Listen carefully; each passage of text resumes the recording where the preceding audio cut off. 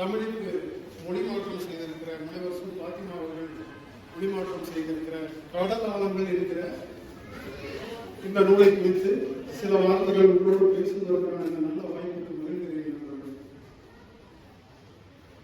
இது ஒரு பொள்ளாச்சி இணைக்கப்பட்ட வெளியீடு.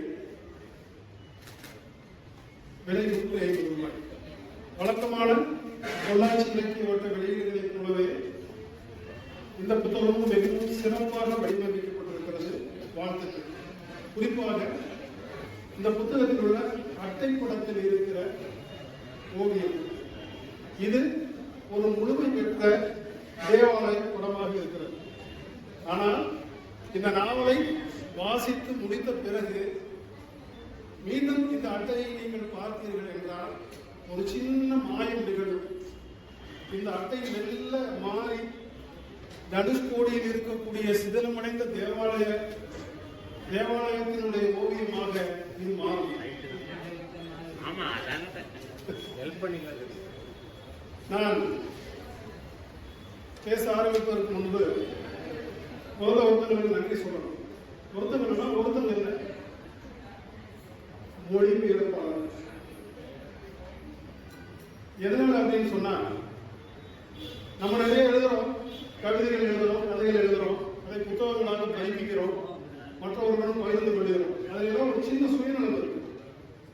ஆனா இந்த மொழிபெயர்ப்பாளர்கள் என்ன செய்யறாங்க, வேறு யாரோ ஒருவர் எழுதியதை மிகுந்த சிரமப்பட்டு இன்னொரு மொழியை கொண்டு வருகிறார். ஒரு மொழிபெயர்ப்பாளர்களாக இருப்பது என்பது அத்தனை சுலபமான விஷயம் அல்ல. குறைந்தபட்சம் 2 மொழி பாண்டித்யமாவது உங்களுக்கு இருக்க வேண்டும்.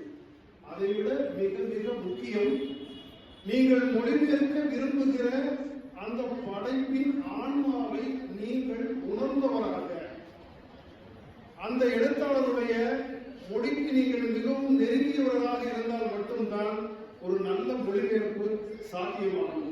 இன்னும் சுருக்கமாக சொல்வதென்றால், உண்மையில் ஒரு மொழிபெயர்ப்பாளருக்கு படைப்பாளி மட்டுமல்ல, வாசகனும் கடமைப்பட்டிருக்கிறார். உண்மையில் படைப்பாளிக்கும் வாசகனுக்குமான ஒரு அருவ பாலமாக மொழிபெயர்ப்பாளர்கள் விளங்குகிறார்கள். அந்த வகையில் இந்த நூலை எங்களுக்கு தமிழுக்கு தந்த பாத்திமா மேடம் அவர்களுக்கு முதலில் என் மனமார்ந்த நன்றிகளையும் பாராட்டுகளையும் நான் தெரிவிச்சேன். கடல் ஆழங்கள். இந்த நாவல் எதை பற்றி பேசுகிறது? சில விஷயங்கள் இருக்கு வாழ்க்கையில். எத்தனை முறை பேசினாலும் எத்தனை முறை கேட்டாலும் சலிப்பே வராது. தாய் பாசம். இந்த நாவல் ஒரு காதலை பற்றி பேசுகிறது. அதன் மேல்தான் இந்த நாவல் கட்டமைக்கப்பட்டிருக்கிறது. இந்த காதல் அப்படின்னு சொன்னோம்னா, யாருக்கும் இடையேயான காதல் அப்படின்னா, கலாச்சாரம், பண்பாடு, மொழி எல்லாவற்றிலும் இருவேறு முனைகளாக இருக்கக்கூடிய, இருவேறு தேசங்களில் இருக்கக்கூடிய 2 மனிதர், ஒரு ஆணுக்கும் பெண்ணுக்கும், கோபால்சாமி என்கிற ஒருவருக்கும்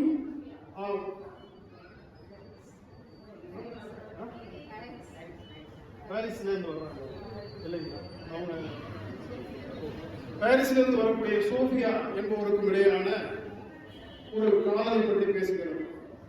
இவங்க 2 பேருமே ஒரு குளிர் நடுங்குகிற ஒரு காலையில் மலையின் மேல் மலர்ந்திருக்கிற ஒரு பனித்துளி போல் பவித்திரமானவர்கள் அல்ல. உங்களையும் என்னையும் போல் சாதாரண மனிதர்கள். கோபால்சாமி என்பவர் யார் என்றால், ராமேஸ்வரம் நகரில் முன்னோர்களுக்கு திதி கொடுக்கக்கூடிய, காரியங்கள் செய்யக்கூடிய பறவை சாஸ்திரி என்பவருக்கு ஆள் பிடித்து தருகிற, மதுரை ரயில் நிலையத்திலே அங்க இதுக்காக வர்றவங்க ஆள் பிடித்து தருகிற ஒரு மனிதர். இந்த சோபியா என்கிற பெண் அப்போஸ் அவங்க அந்த ஸ்கேலுக்குள்ள வரமாட்டாங்கன்னு சொன்னாலும் கூட, நம்ம பார்வையில ஒரு மாதிரி இருந்தாலும் கூட, அவர் ஒன்றுக்கு மேற்பட்ட ஆண்களுடன் மனதாலும் உடலாலும் வாழ்ந்த ஒரு பெண். இவர்களுக்கு இடையே கண்டதும் காதலா, வழக்கமான சினிமாக்கள், திரைப்படங்கள்ல வர மாதிரினா அதுவும் அல்ல. எப்படி ஒரு மலர் மெல்ல மெல்ல மெல்ல மெல்ல தனது இதழ்களை அவிழ்க்கிறதோ அது மாதிரி இவர்களுக்கிடையே ஒரு நேசம் மலர்கிறது. இதுக்கு என்ன காரணம் அப்படின்னு சொன்னா, நான் நினைப்பது, எங்கோ ஒரு ஒரு அடையாளம் தெரியாத ஒரு மனிதன் மேல் ஒரு பெண்ணுக்கு காதல் வருகிறது என்றால் அதற்கு காரணம் என்னவாக இருக்கும் என்று நான் நினைக்கிறேன் என்றால், இன்றைக்கு இருக்கிற நிறைய பேருக்கு இங்க இருக்கிற சிறு வயதில் இருக்கிறவங்களுக்கு தெரியாது, ஓரளவுக்கு வயதானவர்களுக்கு தெரியும். தனுஷ்கோடியின் பேரடி எல்லோரும் உறங்கிக் கொண்டிருந்த வேளையில் கடல் அவ்வளவு நாட்களாக அவர்களுக்கு வாழ்வழித்து வந்த கடல் பொய்யுடன் சேர்ந்து அந்த மொத்த ஊரையுமே அழித்து விடுகிறது. இன்று அங்கு சிதலங்கள் தான் இருக்கிறது. அந்த பேரழிவில் தன் மொத்த குடும்பத்தையும் இழந்தவர் கோபால்சாமி. இதை கேட்டவுடன் நான் அப்படித்தான் நினைக்கிறேன். இதை கேட்டவுடன் அது எந்த தேசத்தை சேர்ந்தவராக இருந்தாலும் அடிப்படையில் அவள் ஒரு பெண். அந்த பெண்களுக்கே உரிய கருணை, அந்த இரக்கம் தான் மெல்ல மெல்ல காதலாக பரிமாணம் அடைகிறது என்றே நான் நம்புகிறேன். இவர்களுக்கு இடையில ஒரு காதல் வருகிறது. இந்த காதல் என்ன ஆனது? இவர்கள் இருவரும் இணைந்தார்களா, இணைய முடியுதா அப்படிங்கிறதெல்லாம் ஒரு கற்பனாவாதம் இல்லாமல் யதார்த்த தளத்தில் இருந்து பேசுகிறது இந்த நாவல். இவ்வளவுதான் விஷயம். இதுல எனக்கு ரொம்ப ரொம்ப ஆச்சரியமான விஷயம் என்னன்னா, இந்த நாவல் நிகழ்கிற காலகட்டம், இந்த நாவல் நிகழ்கிற காலகட்டம் 80களில் நிகழ்கிறது. இங்க இருக்கிற எத்தனை பேர் நீராவி நிலக்கரியால் இயக்கப்படுகிற நீராவி என்ஜினை பார்த்திருப்பீங்கன்னு எனக்கு தெரியல. ஆனா நாங்கெல்லாம் பார்த்திருக்கோம். இந்த கதை அப்படிதான் ஆரம்பிக்குது. முதல்ல அந்த ட்ரெயின்ல தான் இந்த ட்ரெயின் வர்றதை பொறுத்து கதை ஆரம்பிக்குது. இதுல ரொம்ப ரொம்ப முக்கியமான விஷயம் என்ன? இந்த நாவல்ல நான் ரொம்ப ஆச்சரியப்படுகிற விஷயம் டீடைலிங். ஒரு விஷயத்தை பத்தி சொல்லுகிற அந்த விவரணைகள் வந்து ரொம்ப அற்புதமான விவரணைகள். இப்போ அந்த நீராவி என்ஜின் வருது. இதுல ரொம்ப ரொம்ப முக்கியமான ஒரு விஷயம் என்ன அப்படின்னா, எதனால் இதை வாசிக்கும் பொழுது நான் மிக நெருக்கமாக இந்த நாவலை உணர்ந்தேன் அப்படின்னு சொன்னா, சார் சொல்ற அந்த ரயில் எனக்கு மிகவும் பரிச்சயமானது. ராமேஸ்வரத்திலிருந்து கோயம்புத்தூருக்கும், கோயம்புத்தூரிலிருந்து ராமேஸ்வரத்திற்கும் இருவேறு எதிரெதிர் திசைகள்ல 2 ரயில்கள் வரும். இந்த 2 ரயில்களும் நள்ளிரவு 1:30 மணிக்கு பழனியில கிராஸ் ஆகும். ஒன்னு இந்த பக்கம் போகும், எதிர் திசையில போகும். நாங்க அப்ப வந்து காலேஜில் படிக்கும் போது, ரயில்வே ஸ்டேஷன்ல படிக்கும் போது தினமும் நாங்கள் இந்த ரயிலை பார்த்துருக்கோம். அது மட்டுமல்ல, இந்த நாவலில் அடுத்தடுத்து வருகிற மதுரை, ராமநாதபுரம், ராமேஸ்வரம், கந்தமாதன பர்வதம், ராமேஸ்வரம் கடற்கரை, தனுஷ்கோடி, இது எல்லாமே நான் அடிக்கடி செல்கிற இடமாக இருக்கிற நான் வந்து எனக்கு மிக மிகவும் நெருக்கமான ஒரு விஷயமாக இருந்தது. இதுல இன்னொரு விஷயம் பாருங்க, அவர் சொல்றது, நான் டீடைலிங் சொல்றது வந்து என்ன சொல்றேன் அப்படின்னு சொன்னீங்கன்னா, அவர் சொல்றாரு, காலையில அந்த ட்ரெயின் வந்து நிக்குது, நின்னோன்னு என்ஜின் கழண்டு போயிடும். என்ஜின் கழண்டு நிலக்கரி என்ஜின் போனோன்னு வேறு திசையில இருந்து இன்னொரு என்ஜின் வந்து அதை எடுத்துக்கிட்டு எதிர் திசையில போகும். எவ்வளவு நுட்பமான கவனிப்பு பாருங்க. இதெல்லாம் அந்த காலத்துல வந்து நாங்கள் சாதாரணமாக பார்த்த விஷயங்கள். அதே போல அந்த அதிகாலை நேரத்துல மதுரை ஜங்ஷனுடைய காட்சியை சொல்றாரு. இட்லி, வடை, பொங்கல் இதெல்லாம் நான் கேடியாக சொல்லுவேன். ஒரு ட்ரெயின் அப்போ இதுல மீட்டர் கேஜ் வருது, நீங்களாம் பார்த்துக்க மாட்டீங்க. மீட்டர் கேஜ் வருது இப்ப கிடையாது, எல்லாம் அகற்றப்பட்டு. அந்த மீட்டர் கேஜ்ல வந்து வரும் பொழுது ஒரு ட்ரெயின் வருது, எக்ஸ்பிரஸா பேசஞ்சரா அப்படின்னு தெரியும். ஒரு ட்ரெயின் இருக்கு ஒரு ஸ்டேஷன்ல, அது எக்ஸ்பிரஸா பேசஞ்சரான்னு எப்படி கண்டுபிடிக்கிறது? பார்த்தோன்னே எப்படி கண்டுபிடிப்பீங்கன்னா, நான் கேடியாக சொல்லுவேன். டீ விற்கிற சவுண்ட கவனியும். Tea tea coffee tea tea tea என்றால் அது passenger. Tea tea tea tea tea tea என்று சொன்னால் அது எக்ஸ்பிரஸ். இவ்வளவுதான் எளிமையான வழி அதை கண்டுபிடிக்க. நான் எனக்கு இந்த நாவலை படிக்கும் பொழுது இது மாதிரி எவ்வளவோ அந்த பழைய நினைவுகள், ஏன்னா 80களில் நாங்கெல்லாம் இருந்த நினைவுகள் வந்து நிறைய வருது. அதே மாதிரி சில இடங்கள், சில காட்சிகள் ரொம்ப கவித்துவமாக நீங்க அந்த நாவலை படிக்கும் போதே தெரியும். அதுல குறிப்பா ஒரே ஒரு இதை மட்டும் நான் சொல்லணும்னு ஆசைப்படுறேன். ஒரு நள்ளிரவு உறக்கம் வராமல் கோபால்சாமி புல்லாங்குழலை வாசித்துக் கொண்டிருக்கிறார். அப்ப சோபியா அவனை நோக்கி போறான். நீங்க அந்த காட்சியை பாருங்க, எவ்வளவு ஒரு கவித்துவமான காட்சி, ரொம்ப அழகாக அதை வந்து விவரணை செய்யப்பட்டிருக்கு. நிறைய விஷயங்கள் இந்த நாவலை பொறுத்த வரைக்கும் சின்ன சின்ன நுணுக்கமான விஷயங்கள் கூட ரொம்ப அழகாக வந்து சொல்லப்பட்டிருக்கு. குறிப்பாக தனுஷ்கோடி. இப்போ நான் வந்து ஏற்கனவே அங்க போயிருக்கிறதுனால எனக்கு இதை வாசிக்கும் பொழுது மறுபடியும் மீண்டும் அந்த இடங்களை எல்லாம் பயணம் செய்ததாக இருக்கிறது.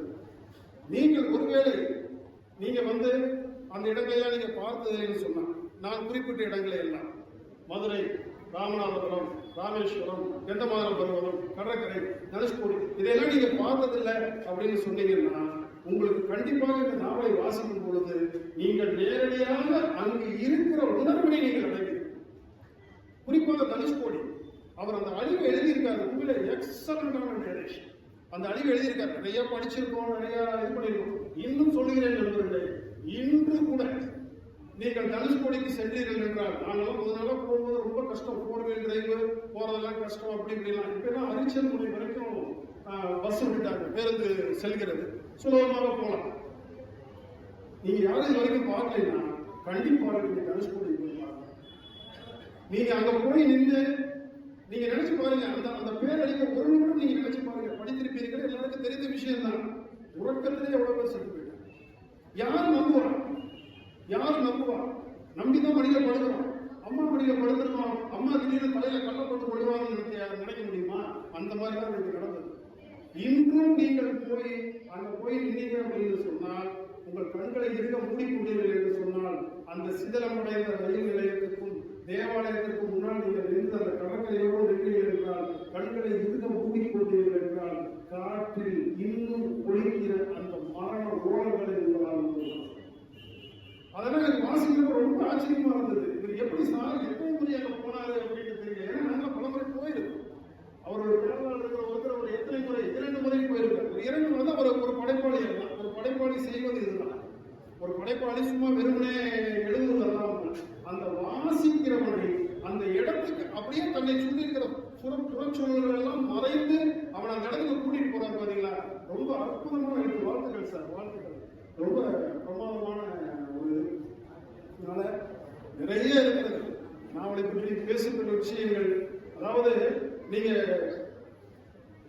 ராமேஸ்வரம் போகும் பொழுது ராமநாதபுரத்திலிருந்து ராமேஸ்வரம் போயிருப்பீர்கள் என்று சொன்னால், ரயில் பயணத்தில் சென்றிருப்பீர்கள் என்று சொன்னால், கண்டிப்பாக பாம்பன் பாலத்தை தாண்டித்தான் போயிருப்பீர்கள். ரொம்ப ஒரு அற்புதமான அனுபவம். ஒரு புதுப்பாலம் கட்டியிருக்காங்க.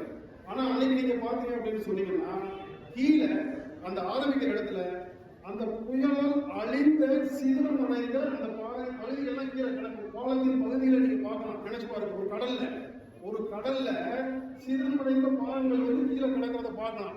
அப்படியே பார்த்துக்கிட்டே கொஞ்சம் தூரம் போயிட்டே இருந்தீங்கன்னு வச்சுக்கலாம். ட்ரெயினில் அது ஒரு நீண்ட பயணம், ஒரு 15 to 16 நிமிட பயணம் பழைய ட்ரெயின். இப்போ கொஞ்சம் ஸ்பீடை கூட்டியிருக்காங்க. அப்போ அந்த மாதிரி போகும் பொழுது திடீர்னு ஒரு இடத்துல நீங்க தலையை குடிஞ்சுக்கிட்டே அப்படியே பார்த்துக்கிட்டே வந்தீங்கன்னா, அந்த கடலின் நிறம் அப்படியே மாறி பயங்கர டெப்த் ஆகும். அந்த இடத்துல தான் நிறைய திரைப்படங்கள்ல நிறைய புகைப்படங்களை நீங்க பார்த்துருக்கலாம். 2ஆக பிளந்து கப்பல்கள் போவதற்கான பாதை. கடல் ஆழங்கள் என்கிற இந்த தலைப்பு அதை சொல்லுவதாகத்தான் நான் நினைக்கிறேன். நான் சார் வந்து அதை விரிவாக பேசணும்னு நினைக்கிறேன். இந்த தலைப்பு எதை சொல்லுகிறது? ஏன்னா மனித மனதும் அப்படித்தானே, எவ்வளவு உணர்வு கொந்தளிப்புகள் அலை அடிச்சுக்கிட்டே இருக்கு. ஆனா சில நேரங்களில் பார்த்தீங்கன்னா மனம் அப்படியே அமைதியா இருக்கு. சில நேரத்தில் அடுத்தவர்கள் அல்ல, நாமே புரிந்து கொள்ள முடியாத ஒரு பெரிய புதிராக நம்முடைய மனம் ஆழங்களை கொண்டதாக மாறிவிடுகிறது. அதுதான் இந்த தலைப்பா இருக்கா அப்படிங்கிறது என்னுடைய இது. சார் விளக்குவார்கள். நல்ல வாசிப்பு அனுபவத்தை தருகிற ஒரு புத்தகம். அனைவரும் வாங்கி வாசியுங்கள். வாங்கி வாசித்து வாசிக்கையில் நீங்கள் நிச்சயமாக நீங்கள் வந்து